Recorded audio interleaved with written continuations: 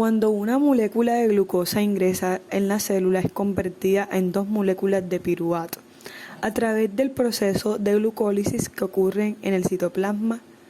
Luego estas moléculas de piruvato en presencia de oxígeno ingresan a la matriz mitocondrial y son transformadas en acetilcoenzima A.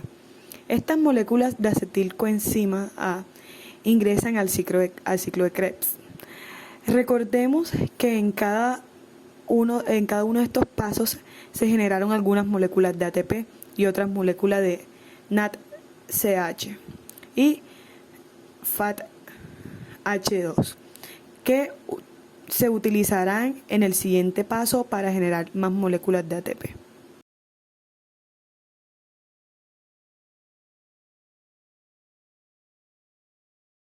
Las moléculas de glucosa ya está completamente oxidada.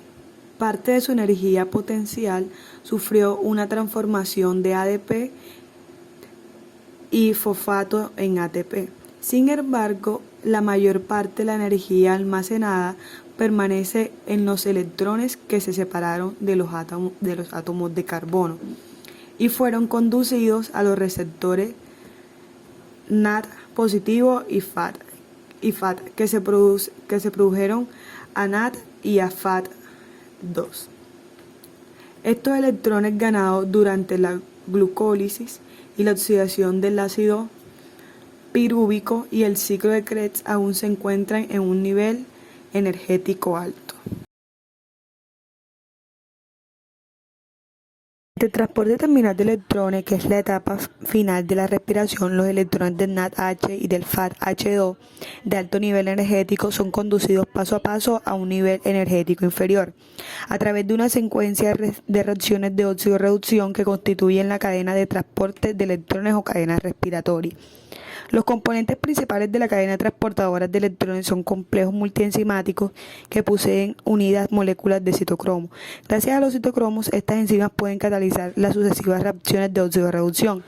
Aunque las estructuras de los citocromos son parecidas, cada una difiere lo suficiente como para captar electrones con diferentes niveles energéticos. El átomo de hierro de cada citocromo acepta y libera en forma alterna un electrón y lo transfiere al siguiente citocromo a un nivel de energía ligeramente inferior.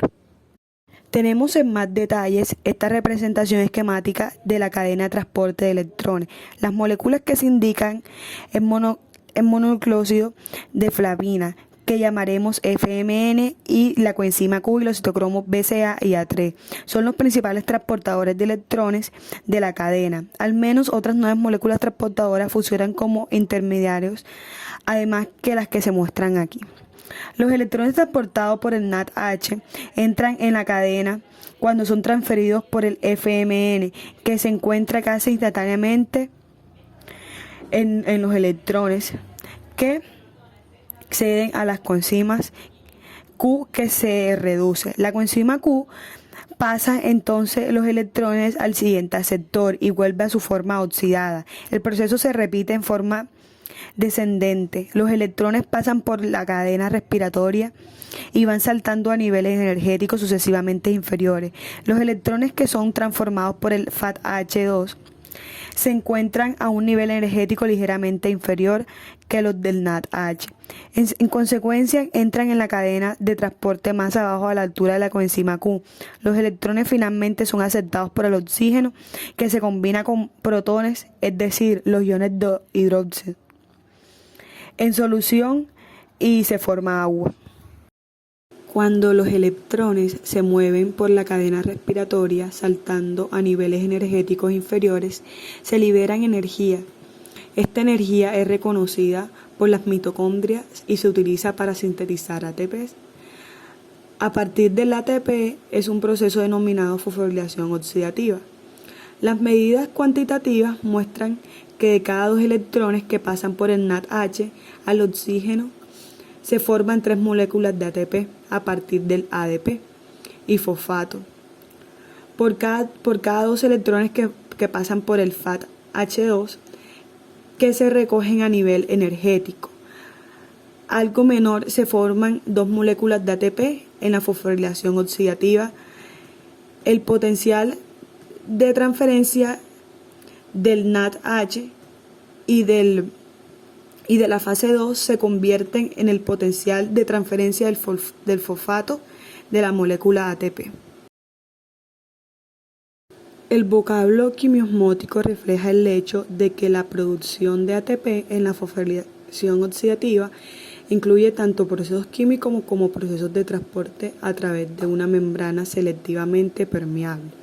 Ahora sabemos que en el acoplamiento, aquí mismo tiene lugar dos acontecimientos diferentes. En primer lugar, se establece un gradiente de protones a través de la membrana mitocondrial interna. Y en segundo lugar, la energía potencial almacenada en el gradiente se libera y es capturada en forma de ATP a partir de ADP y fosfato, tal como se muestra en la siguiente figura. Los componentes de la cadena transportadora de electrones están dispuestos en una serie ordenada temporalmente sobre la membrana interna de la mitocondria. La mayoría de los transportes de electrones están en íntima asociación con proteínas integrales de membrana en tres puntos de transición de esta cadena. De la energía liberada a medida que se transportan los electrones se utiliza para bombear protones desde la matriz mitocondrial al espacio de las membranas externas e internas de la mitocondria. Este transporte produce una diferencia en la concentración de protones, ya que la membrana interna es impermeable. A ellos también se produce una diferencia de carga eléctrica. La matriz es más negativa que el exterior debido al bombeo de los protones. Estos dos efectos, la diferencia de carga y la concentración de protones, establecen un potencial electroquímico también llamado fuerza protomotriz.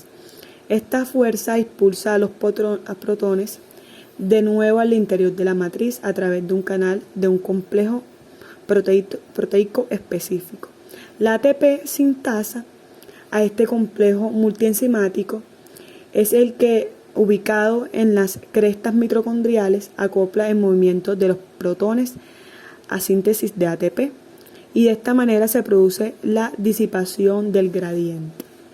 Aquí mismo la enzima ATP sintasa, que como acabamos de mencionar es la responsable del acoplamiento, se encuentra en la membrana plasmática de las bacterias en la membrana, en la cola de los cloroplastos de las plantas y en la membrana mitocondrial interna de los animales.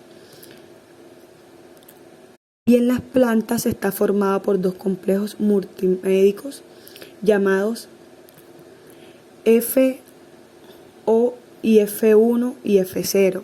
Está embutido en la membrana mitocondrial interna, mientras que F1 está unida a F0 en la zona más próxima a la matriz, ya que se ha demostrado que en el complejo F1 tiene sitios de unión ATP y ADP y en solución actúa como ATP,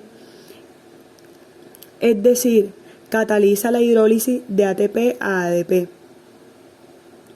Sin embargo, en la mitocondria intacta, su función habitual es la inversa inicialmente.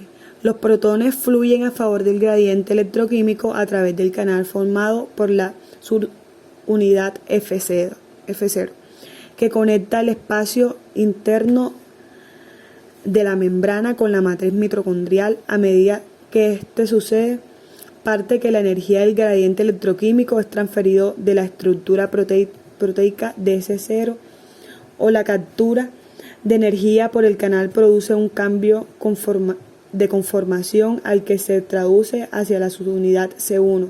Esta subunidad impulsa la síntesis de ATP a partir del ADP y fosfato.